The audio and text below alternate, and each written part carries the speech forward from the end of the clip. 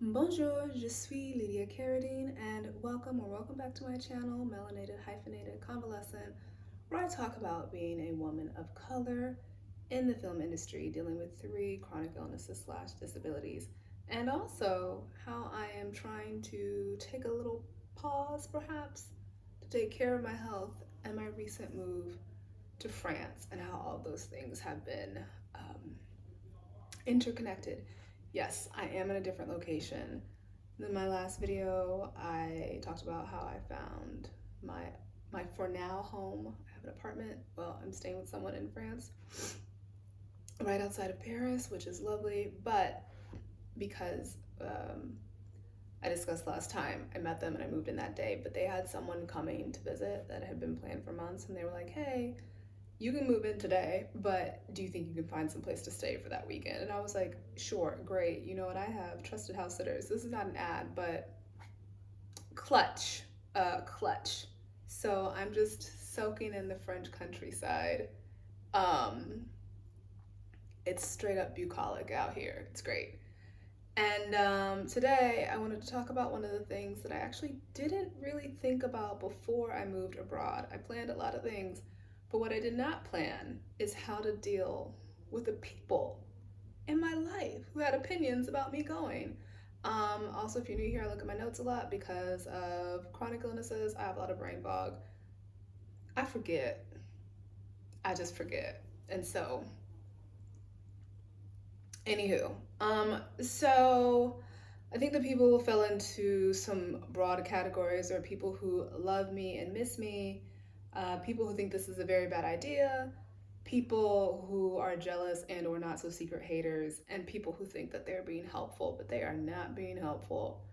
Um, so for the people in your life who love you when you say, "I'm gonna move to another country for whatever reasons," um, some of them are gonna be supportive and some will not.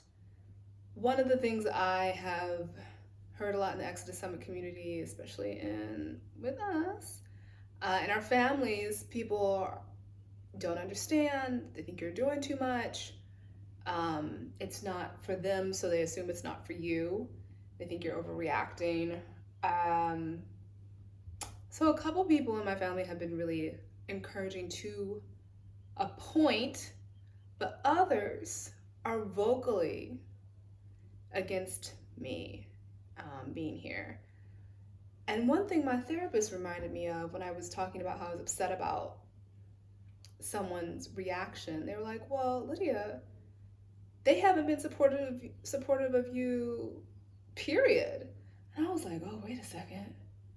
When she said that, I was like, "These Negroes have shot down my dreams my whole life. Of course they don't support this." Um, so basically, if people can't fathom something for themselves, they can't see it for you, and it's not their job to see the vision for your life, and it's not your job to make them see it. You just go do what you're gonna do. Um, which brings me to my first point: ignore them, ignore those people. You can't live for them. Um, Now, you might have people who are encouraging. When dealing with my mom, she has been, but she also has been. She's missed me a lot. So I spent the first couple weeks in France, which were already hard, crying with her on the phone, because I also was. It was upsetting because she has her own chronic illnesses. I was having a harder time than I thought I would, and I thought that I would be. I thought it would be easier because I was already used to being away from her in LA for so many years. But when there's an ocean between you and a time difference, a 9 hour time difference, it just hits different. So just be aware of that. Um, Also, my illnesses got a lot worse, so there were just a lot of things happening that I didn't plan for. I also really miss my LA friends. I had a whole life. I was there for such a long time. Starting out here with a new language has been really hard. And two things can be true, you know? I'm glad that I'm here, but I also, it's not easy being here by myself.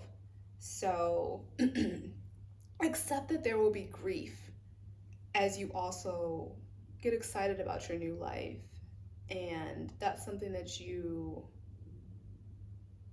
are going to encounter because people will care about you and you'll care about people. And you're just going to have to kind of work through that in your own time.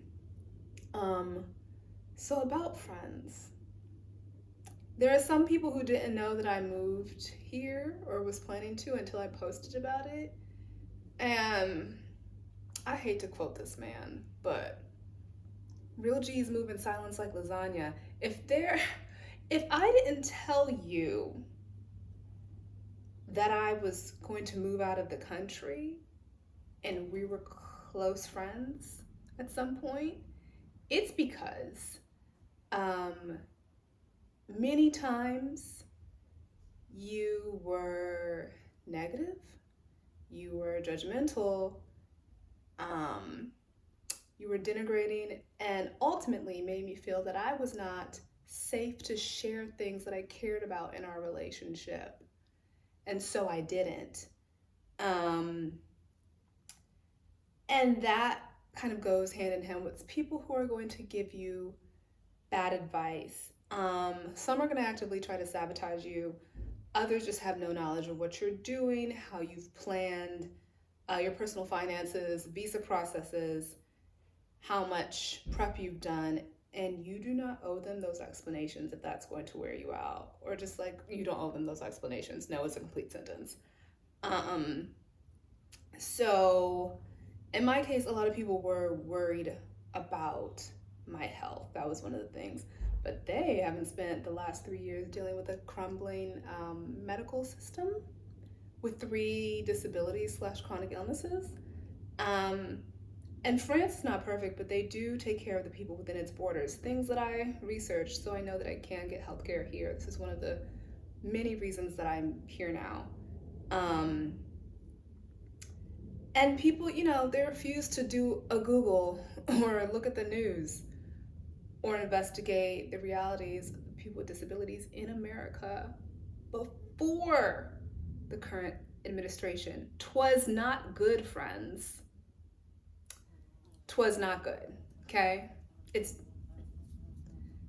So I decided to make a better choice. And making them understand isn't my burden to carry. So, in summation, what I found in the first couple months of me being out of the country and the time leading up to me leaving, um, people will miss you, you will miss them, even if you're ready to leave. That's okay. Talk to them, share with them when you feel comfortable, but also be moving towards your new life and like building community where you are. And don't let the people that you've left make you feel guilty for doing what's best for you, but also like acknowledge that you can grieve what you left behind and like move in that duality, because it's not just like, crossed the border, I've forgotten everything else. It unfortunately doesn't work like that. So next thing, people are gonna need to be kept in the dark and or ignored. It's fine. I've blocked and unfriended some people because in some cases, an ocean and a 9-hour time difference was not enough of a boundary. And that is okay. One of my favorite Black therapists on the internets, Nedra Tawab, might be Nidra, I'd be mispronouncing things, said that people can love you and dislike you. And she also said something to the effect of, if you look at the actions of friends or family, especially family, and take away those titles, would you be able to differentiate their actions from those of your enemies? That I felt that in my spirit. Just something to think about. And lastly, for people in your life, don't listen to bad advice. You know what you know. And like me, once you get abroad, you're going to face things that you could not have prepared for. And you need to accept that, give yourself grace, and keep moving forward. And don't let yourself get caught thinking like, well, maybe so-and-so is right. No, so-and-so is not right, and they're still in the States. You have made a new choice for your life, and you need to walk in that choice. And it's going to be fine. It's going to be more than fine. Um, I really think 2025 is the year of Black women being the main characters, like living this main character energy.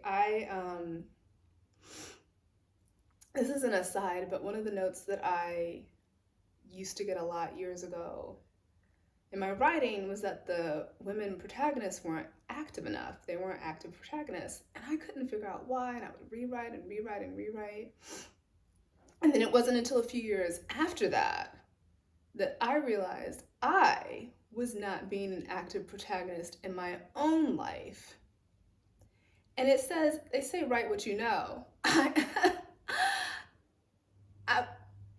I, I couldn't write what I wasn't doing. So, anyways, when I realized that, I changed some things. My writing changed, and it was markedly different. So, anyways, um, be the driving force in your life, and other people are gonna have to be okay. As I mentioned before, my videos are gonna be shorter, possibly less frequent, because I am convalescing. The chronic illness is chronic illnessing hard. I really need a 1920s doctor to prescribe time by the seaside to me, because your girl is having a time.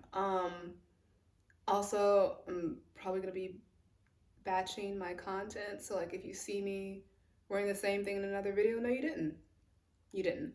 Um, that's all for now. Thank you for watching. Please like, subscribe, share. Do whatever you feel. But hopefully like and subscribe. That's all pour aujourd'hui, c'est tout. À bientôt, à demain. Au revoir.